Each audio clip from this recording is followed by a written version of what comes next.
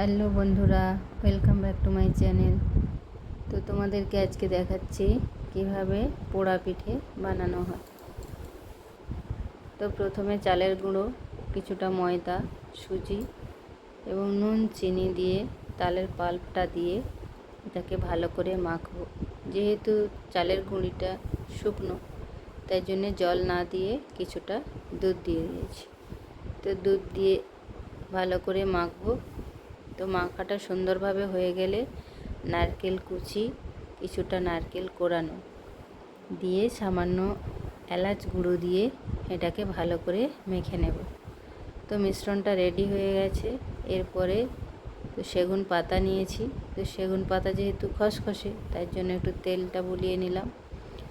তো এটাকে এবার একটা ডেচকির মধ্যে ভালো করে বসিয়ে দেব।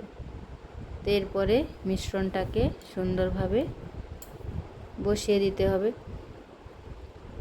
তো এটা কোথাও উঁচু নিচু থাকলে ভালো সেদ্ধ হবে না, তাই এটাকে সুন্দরভাবে চারদিক সমান করে বসিয়ে দিতে হবে।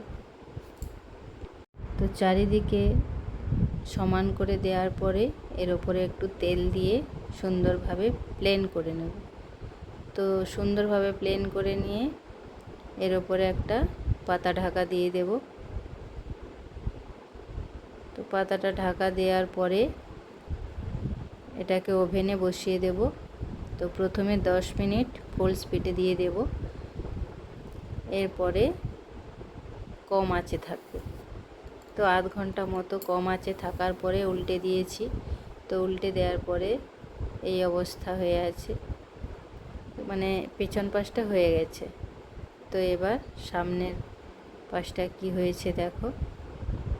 তো কত সুন্দরভাবে হয়ে গেছে